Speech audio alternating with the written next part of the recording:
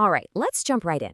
If you look at Kenya's digital marketplace, all the buying and selling happening on Instagram, WhatsApp, TikTok, it's absolutely booming.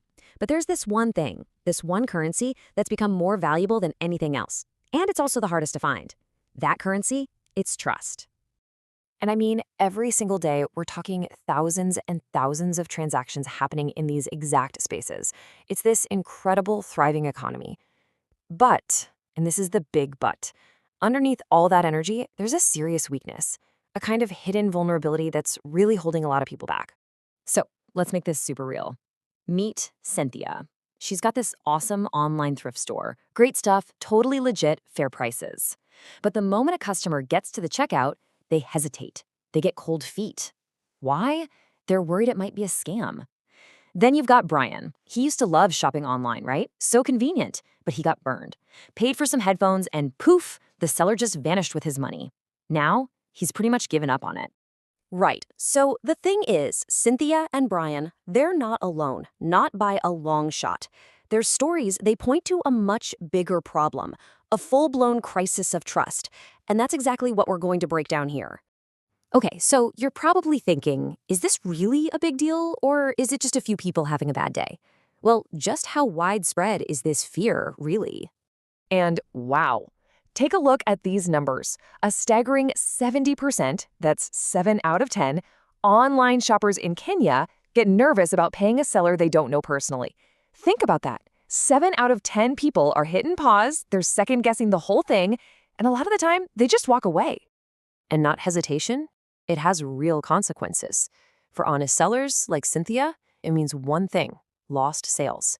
It's a huge, invisible wall stopping thousands of small businesses from actually growing the way they should be.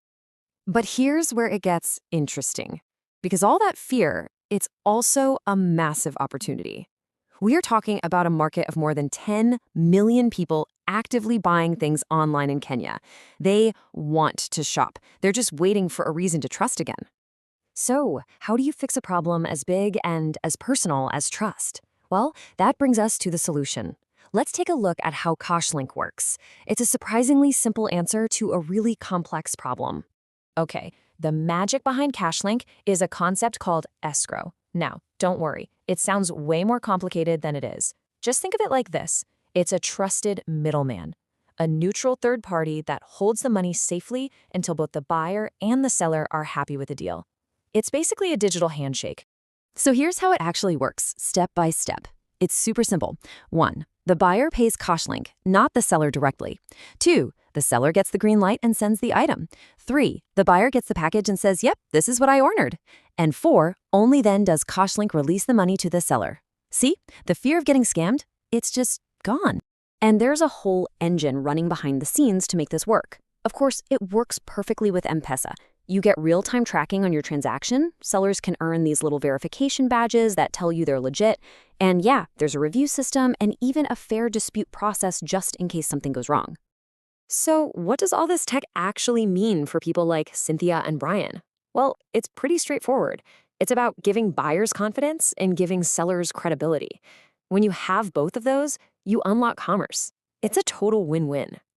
I mean, just look at this breakdown. For Brian, the buyer, no more scams. He can finally shop from verified sellers he knows he can trust. And for Cynthia, the seller, she gets instant credibility. She knows she'll get paid. And all those people who were just browsing, she can finally turn them into actual customers.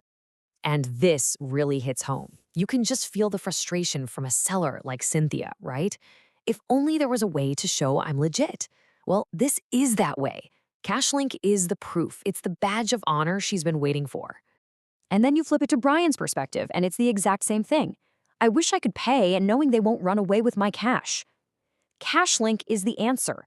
It's the security blanket that would get him excited about shopping online again. Look, this isn't just about a few stories. The numbers back this up big time. We're talking 9 out of 10 sellers who say that trust is the #1 thing holding them back. And 8 out of 10 buyers say they'd shop way more if they just knew their payment was safe. The market is practically screaming for a solution like this. Okay, let's pull back for a second, because this is way bigger than just one app. What we're really talking about is building a new kind of infrastructure. It's about fueling a whole new economy, based on trust, right across Africa.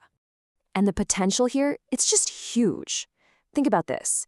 If KashLink could secure just 1% of the market, just a tiny slice, that would unlock over 2 billion Kenyan shillings in secure transactions every year.